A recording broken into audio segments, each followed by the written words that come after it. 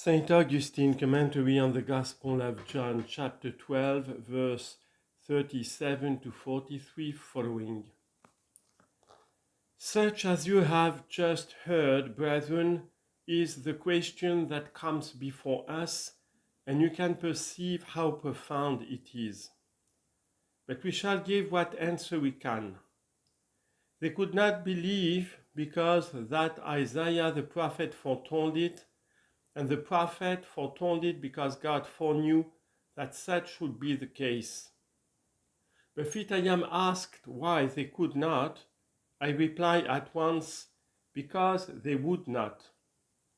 For certainly their depraved will was foreseen by God and foretold through the prophet by him from whom nothing that is future can be hid. But the prophet, do you say, assigns another cause than that of their will? What cause does the prophet assign? That God has given them the spirit of remorse, eyes that they should not see, and ears that they should not hear, and has blinded their eyes and hardened their heart. This also I reply they will deserve. For God thus blinds and hardens simply by letting alone and withdrawing his aid.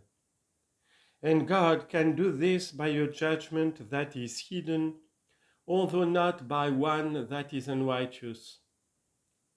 This is a doctrine which the piety of the God-fearing ought to preserve unshaken and inviolable in all its integrity. Even as the apostle, when treating of the same intricate question, says, "What shall we say then? Is there unrighteousness with God? God forbid." Romans chapter 9, verse 14. If then we must be far from thinking that there is unrighteousness with God, this only can it be that when he gives his aid, he acts mercifully, and when he withholds it, he acts righteously. For in all he does, he acts not rashly, but in accordance with judgment.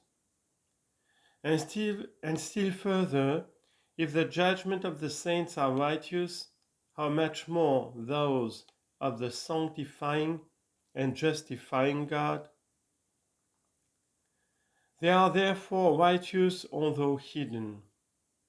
Accordingly, then, questions of this sort come before us. Why one is dealt with in such a way and another in another way? Why this one is blinded by being forsaken of God, and that one is enlightened by the divine aid vouchsafed to him? Let us not take upon ourselves to pass judgment on the judgment of so mighty a judge, but trembling exclaim with the apostle, "Oh, the depth of the riches, both of the wisdom and knowledge of God! How unsearchable are his judgments, and his ways past finding out." Romans chapter 11, verse 33. As it is also said in the psalm, "Your judgments are as a great deep." Psalm 36, verse 6. Let not then, brethren, the expectations of your charity drive me to attempt the task of penetrating into such a deep, of sounding such an abyss, of searching into what is unsearchable. I own my own little measure of ability, and I think I have some perception of yours also, as equally small. This is too high for my stature and too strong for my strength, and for yours also, I think. Let us therefore listen together to the admonition and to the words of Scripture. Seek not out the things that are too high for you, neither search the things that are above your strength. Ecclesiasticus chapter 3 verse 21-22.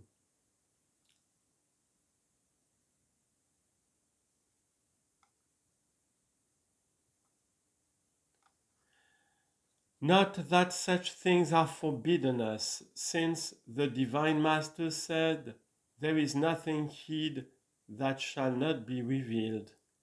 Matthew chapter 10 verse 26.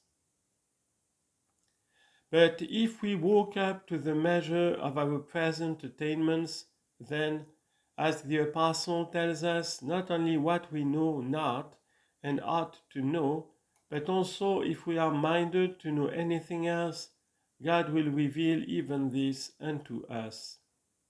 Philippians chapter 3 verse 15 and 16. But if we have reached the pathway of faith, let us keep to it with all constancy.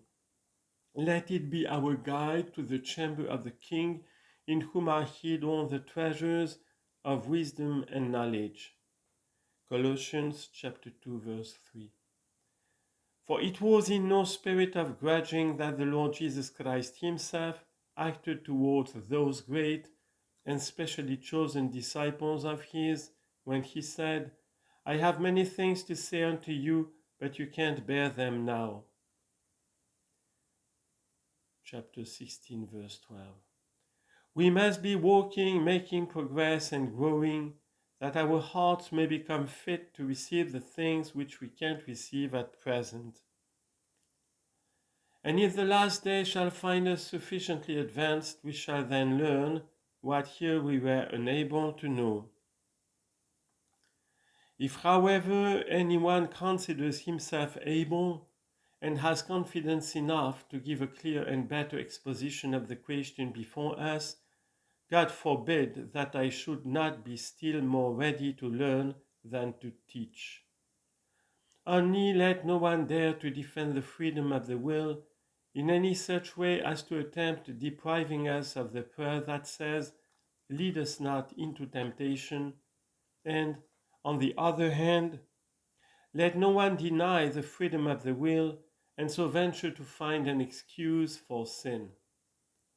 But let us give heed to the Lord, both in commanding and in offering his aid, in both telling us our duty and assisting us to discharge it. For some he has let be lifted up to pride, through an overweening trust in their own wills, while others he has let fall into carelessness, through a contrary excess of distrust. The former say, "Why do we ask God not to let us be overcome by temptation when it is all in our own power?" The latter say, "Why should we try to live well when the power to do so is in the hands of God?" O Lord, O Father, who are in heaven, lead us not into any of these temptations, but deliver us from evil. Listen to the Lord when he says, "I have prayed for you, Peter, that your faith fail not." Luke chapter 22, verse 32. That we may never think of our faith as so lying in our free will that it has no need of the divine assistance. Let us listen also to the evangelist when he says he has given them power to become the sons of God. Chapter 1, verse 12. That we may not imagine it as altogether beyond our own power that we believe, but in both let us acknowledge his beneficent acting. For, on the one side, we have to give him thanks that the power is bestowed, and on the other, to pray that our own little strength may not utterly fail. It is this very faith that works by love. Galatians chapter 5 verse 6. According to the measure thereof that the Lord has given to every man. Romans chapter 12 verse 3. that he that glories may glory not in himself, but in the Lord. 1 Corinthians chapter 1 verse 31.